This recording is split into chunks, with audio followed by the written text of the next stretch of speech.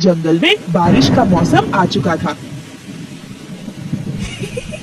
पर रानो चिड़िया ने अभी तक अपने घर की मरम्मत नहीं की थी। उसका घर जगह जगह से टूट चुका था, जिसकी वजह से उसके घर में पानी भर जाने का डर था। रानो चिड़िया का पति भूरा चिड़ा पैसा कमाने के लिए शहर के जंगल गया हुआ था। एक रात अचानक बहुत तेज बारिश होने लगी, जिसे देखकर रानो चिड़िया बहुत परेशान हो गई।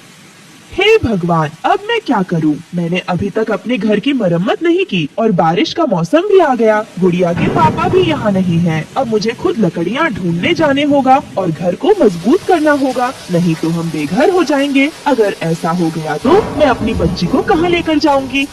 रानो चिड़िया बारिश में ही लकड़ियाँ ढूंढने चली जाती है। लकड़ियाँ ढूंढते ढूंढते वो बारिश के पानी में बुरी तरह भीग जाती है, जिस वजह से वो बहुत ज्यादा बीमार हो जाती। उसे ज्यादा दूर उड़ा भी नहीं जा रहा था।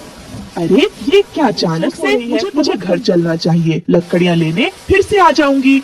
फिर रानो चिड़िया बिना लकड़ियाँ लिए ही घर वापस लौट आती है। वो बुखार से तप रही थी और घर आते ही वो लेट जाती है। उसे यूं बीमार देखकर उसकी बेटी गुड़िया अपनी माँ से पूछती है, मम्मा मम्मा क्या हुआ आपको? आपकी तबीयत तो ठीक है ना? रुकिए मैं देखती हूँ। मम्मा, अरे बाप रे बाप, आपको तो बहुत तेज बुखार है। मम्मा रुको, मैं अभी डॉक्टर से दवा लेकर आती हूँ। नहीं गुड़िया बेटी, बारिश बहुत तेज है, बाहर गई तो भीग जाओगी और अगर तुम भी बीमार पड़ गई तो तुम्हें कौन संभालेगा? मैं ऐसे ही ठीक हो जाऊंगी बिटिया, तुम परेशान मत हो। धीरे धीरे रात हो जाती है। बारिश लगातार हो रही थी। अचानक से रानो चिड़िया के घर की छत टपकने लगती है। उसे देखकर तो रानो चिड़िया की परेशानियां और बढ़ गई थी। हे भगवान, ये मुसीबत भी अभी आनी थी। अब तो छत भी टपकने लगी। मैं अकेली क्या करूं? छत भी बहुत कमजोर है। अगर ये छत टूट गई तो मेरी बच्ची का क्या होगा? बेटा जल्दी चलो, हमें यहाँ से अभी जाना होगा। घर की छत टपक रही है, किसी भी वक्त यह छत टूट सकती है। हमें कहीं और जाना होगा। लेकिन मम्मा, हम कहाँ जाएंगे? बेटा हम कालू अंकल के घर जाएंगे। मैंने उनकी काफी बार मदद की है, वो जरूर हमारी मदद करेंगे। उनका घर पक्का भी और बड़ा भी है। चलो बेटा देर मत करो, अभी ये सब बात करने का समय नहीं है, कहीं कुछ अनहोनी ना हो जाए। रानो चिड़िया अपनी बेटी को लेकर कालू कौवा के दरवाजे पर आती है। कालू भैया, अरे ओ कालू भैया, गोरी बहन, ओ गोरी बहन, दरवाजा खोले, बाहर बहुत तेज बारिश हो रही है। तभी गोरी नींद से उठती है। अरे इतनी रात गए, ये मनहूस चिड़िया कहाँ से आ गई? यह जरूर हमारे घर में रहने आई होगी। इसे मना कर देती हूँ। गोरी, बाहर बारिश बहुत तेज है। रानो चिड़िया को अंदर बुलाकर पूछो तो सही, वह हमारे दरवाजे पर क्या करने आई है? खबरदार, कोई जरूरत नहीं उससे पूछने की। वह हमारे दरवाजे पर क्या करने आएगी को पता नहीं। वो यहाँ अपने बच्चों के साथ आई है, इसका मतलब उसे आसरा चाहिए होगा। अंदर बुलाने की कोई जरूरत नहीं, समझे तुम? जरूर कोई ना कोई बात है, तभी तो रानो चिड़िया अपने बच्चों को साथ लेकर यहाँ आई है। तुम यहीं रुको, मैं जाता हूँ दरवाजा खोलने। जानते नहीं, इस चिड़िया का घर जरूर बारिश में टूट गया होगा, तभी वह हमारे दरवाजे पर आई है हमारे घर रहने के लिए। तुम दरवाजा बिल्कुल मत खोलना। गोरी, ये तुम कैसी बातें कर रही हो? याद करो, जब हमारा पक्का घर नहीं था तब के दिनों में अक्सर हम लोग बारिश से बचने के लिए रानो चिड़िया के घर पनाह लेने जाया करते थे और वो बेचारी चिड़िया हमें आसरा दे दिया करती थी। रानो चिड़िया ने तो कभी हमें मना नहीं किया। आज फिर तुम ऐसा क्यों कर रही हो? कालू, ज्यादा हमदर्द न बनो। अगर तुमने रानो चिड़िया को अंदर बुलाया तो मैं अपनी माँ के घर चली जाऊंगी और फिर कभी नहीं आऊंगी इस घर में लौटकर। कालू कौवा गोरी की धमकी से डर जाता है और चुप करके बैठ जाता है। बेचारी रानो चिड़िया बाहर खड़ी दरवाजे पर बारिश में अपनी बच्ची के साथ भीगते हुए मिन्नतें कर रही थी, लेकिन गोरी का सख्त पत्थर दिल नहीं पिघलता। बेटा लगता है ये लोग दरवाजा नहीं खोलेंगे। हर मुसीबत में मदद की, लेकिन आज जब मुझ पर मुसीबत आन पड़ी तो उन्होंने तो मुंह ही फेर लिया। अब मैं क्या करूं? कुछ समझ में नहीं आ रहा है। इस जंगल में और कौन मेरी मदद करेगा? तभी वहाँ पर रानो चिड़िया का पति भूरा चिड़ा शहर के जंगल से लौट आता है और अपनी पत्नी को इस हाल में देखकर चौंक जाता है। रानो, तुम और गुड़िया यहाँ इस तरह बारिश में क्यों भीग रही हो? घर से तुम दोनों बाहर क्यों निकली? तुम्हें पता नहीं बाहर कितना खराब मौसम है, तुम दोनों बीमार पड़ जाओगी। क्या करें जी, आप तो घर पर नहीं थे। मैं अपने घर की मरम्मत नहीं कर पाई। बारिश में छत भी टपकने लगी। इसी अनहोनी के डर से मैं अपनी बच्ची को लेकर यहाँ आ गई। कालू भैया के घर मदद मांगने पर उन लोगों ने दरवाजा ही नहीं खोला। रानो, तुम चिंता मत करो, मैं आ गया हूँ ना, सब ठीक हो जाएगा। उधर कालू रानो और उसके परिवार को इस तरह बारिश में भीगता हुआ नहीं देख सकता था। वह दरवाजा खोलने के लिए जाने लगा, तभी गोरी ने कहा, अजी सुनो, कहाँ जा रहे हो? मैंने तुम्हें मना किया है ना, सचमुच मैं मायके चली जाऊंगी। गोरी की बातें सुनकर कालू कौवा को गुस्सा आ जाता है। चल निकल मेरे घर से, अभी के अभी। मेरी बला से तू मायके चली जा। अब चलती बन यहाँ से। मैं तेरी धमकियों से डरने वाला नहीं। तेरे जाते ही दूसरा ब्याह कर लूंगा, लेकिन अब मैं चुप नहीं बैठूंगा। मेरा दोस्त और उसका परिवार बारिश में भीग रहा है, मुझे उसकी मदद करनी चाहिए। पर तुझ जैसे एहसान फरामोश की याद कर, वो रात जब हमारा घर बारिश में टूट गया था, तब रानो बहन और भूरा चिड़ा ने हमें रहने का आसरा दिया था। अब मैं तेरी एक नहीं सुनूंगा, मैं जा रहा हूँ उनकी मदद करने। ये कहकर कालू कौवा वहाँ से चला जाता है।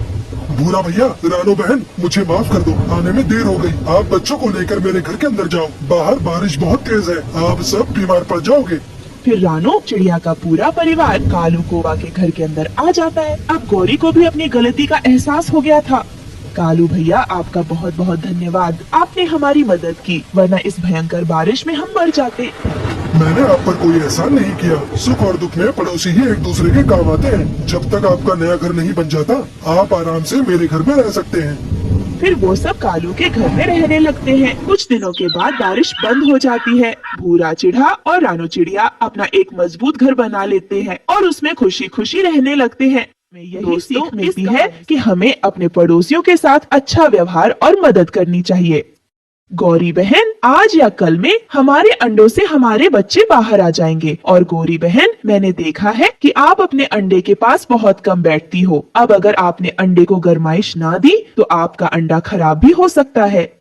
चिड़िया, तुमसे दो बातें क्या हंसकर कर ली? तुम तो मुझे भाषण ही देने लगी हो। जाओ और अपना काम करो, मुझे सब पता है। अगर आपको सब पता हो तो आप ऐसे अपने अंडे को अकेला छोड़कर बाहर आवारा ना घूमती फिरो। मैं तो अपने अंडे को तभी छोड़ती हूँ जब मैं नदी से पानी पीने आती हूँ। ये कहते हुए रानो चिड़िया वहाँ से चली जाती है और गौरी कौवी भी अपने घर चली जाती है। तुम इतनी देर से कहाँ थी? जब मैं भोजन लेकर आया था तो हमारा अंडा अकेला था। ऐसे हमारा अंडा खराब हो जाएगा। ये बात तुमसे रानो चिड़िया ने कही होगी। सुनो, उसने मुझसे कुछ नहीं कहा, मुझे पहले से ही पता है। अगर हमारा अंडा खराब हो गया तो मैं तुम्हें छोड़ूंगा नहीं। ऐसा भी तो हो सकता है कि तुम अंडे पर बैठ जाया करो और भोजन तुम ले आया करो। खाते समय तो मेरे हिस्से का भी खा जाते हो और अंडे पर जी। मुझे आज सुबह अपने अंडे के अंदर से बच्चे की आवाज सुनाई दी थी। मुझे तो ऐसा लग रहा है कि अब हमारे अंडे में से बच्चा बाहर आने ही वाला है। जब आप नदी से पानी पीने गई थी तो मुझे भी ऐसा ही लगा था। और मुझे तो ऐसा लगा था कि कोई मुझे पापा पापा कहकर बुला रहा है। बेटा है या बेटी, बहुत शरारती है ये और बहुत तेज है मेरा बच्चा। रात होती है और वो दोनों सो जाते हैं। दूसरे दिन जब कालू कौवा की आंख खुलती है तो वो देखता है कि गोरी कौवी घोंसले में नहीं है और वो काफी ज्यादा चिंतित हो जाता है। ये गोरी तो आज सुबह सुबह ही अंडे को अकेला छोड़कर न जाने कहाँ चली गई है, जबकि मैंने कल उसे समझाया था कि हमारा अंडा खराब हो जाएगा। न जाने क्यों ना ही ये अपने अंडे का ख्याल रखती है। अब मैं कहाँ ढूंढूं इसे? ऐसे अपने अंडे को अकेला छोड़कर भी तो नहीं जा सकता हूँ। फिर वो ऐसे दोपहर तक अंडे के पास बैठा रहता है और उसे पानी पीने भी जाना था। अगर मुझे पता होता कि गोरी तुम ऐसी हो तो मैं तुमसे कभी शादी ही नहीं करता। फिर दूर से उसे रानो चिड़िया का पति भूरा चिड़ा आता हुआ दिखाई देता है। तब कालू उसे आवाज देता है। क्या हुआ कालू जी, आपने मुझे क्यों बुलाया है? यार, आज मेरी पत्नी गोरी सुबह से ही कहीं घूमने चली गई है और अब तक वापस नहीं आई। मुझे बहुत प्यास भी लगी है। क्या आप गोरी को ढूंढ? मैं रानो के लिए नदी से पानी लेने जा रहा हूँ। हमारे घर में भी अंडा है। एक मेरी पत्नी है जो नदी पर जाना भी बंद कर दिया है और एक आपकी पत्नी है कि उसे तो कोई परवाह ही नहीं है। वो मेरी पत्नी, वो मेरी एक नहीं सुनती। क्या करूं? अभी मैं पहले अपनी पत्नी को नदी से पानी दे आऊं, फिर मैं देखता हूं। अगर गोरी मिल गई तो मैं उसे घर भेजता हूं। फिर वो वहाँ से चला जाता है। रानो, आप ये पानी लें और मैं गोरी को ढूंढने जा रहा हूँ। क्या गोरी कहीं खो गई है? मुझे रास्ते में कालू मिला था। वो सुबह से अपने अंडे के पास बैठा हुआ है और गोरी पता नहीं कहाँ चली गई है, इसलिए उसने ही मुझे गोरी को ढूंढ कर लाने को कहा है। वो तो ऐसी ही बेशर्म है, वो कभी अपने अंडे के पास नहीं बैठती। आप पहाड़ों की तरफ जाकर देखना, मुझे पूरा विश्वास है वो कबूतर और तोते के साथ चुप्पन छिपाई खेल रही होगी। फिर रानो चिड़िया का पति वहाँ से चला जाता है। 1 2 3 4 5, मैं आ गई, सब छिप जाओ। गोरी, तुम थोड़ी शर्म करो। तुम यहाँ बच्चों की तरह खेल रही हो और वो कालू बेचारा प्यास से मर रहा है। जाओ जाकर अंडे पर बैठो, वो कालू तुम्हें बुला रहा है। तभी कबूतर और तोता भी वहाँ आ जाते हैं। हमने तो इनसे कई बार कहा कि गोरी बहन आप अपने घर जाओ और अपने अंडे पर बैठो, पर इन्होंने हमारी एक नहीं सुनी। तुम सब पापा पक्षी बहुत बुरे हो। क्या अंडे पर मम्मा ही बैठती है, पापा पक्षी नहीं बैठ सकते हैं? गोरी बहन, हम पापा पक्षियों को परिवार के लिए भोजन लेकर आना पड़ता है और मम्मा चिड़िया ही अंडे पर बैठती है। बरसों से यही रीत चली आ रही है। गोरी बहन अब अपनी बातें ही सुनाती रहोगी या जाओगी? अब जाओ यहाँ से, कहीं ऐसा ना हो कि कालू अपनी बड़ी लाठी लेकर यहाँ भी आ जाए। फिर गोरी वहाँ से चली जाती है। मैं तो तुम्हारे नाम पर ही मर गया था कि गोरी, लेकिन तुम तो नाम की ही गोरी हो। अरे लेकिन अरे, अंदर से- अब क्या हुआ है? मुझे भी तो कुछ बताओ। तुम कौन से गोरे चिट्टे हो? तुम भी तो काले कौवे ही हो। मुझे तुमसे लड़ना नहीं है। जाओ और अंडे पर बैठ जाओ, मुझे नदी पर पानी पीने जाना है। फिर कालू कौवा नदी से पानी पीने चला जाता है और ऐसे ही 3 दिन बीत जाते हैं और चिड़िया के अंडे से एक प्यारी सी बेटी निकलती है, जिसे देखकर मम्मा और पापा बहुत खुश थे। आ गई मेरी प्यारी सी सुंदर सी बेटी। मम्मा मम्मा मैं आ गई हूँ। आज तो मेरा अंडे में जरा भी मन नहीं कर रहा था। मेरा मन कर रहा था कि मैं जल्दी से अपने मम्मा पापा को देख लूं। मेरे मम्मा पापा तो बहुत सुंदर हैं। और मेरा बच्चा भी बहुत सुंदर है। अंडा तोड़ने में बहुत जोर लगा होगा मेरी बच्ची को।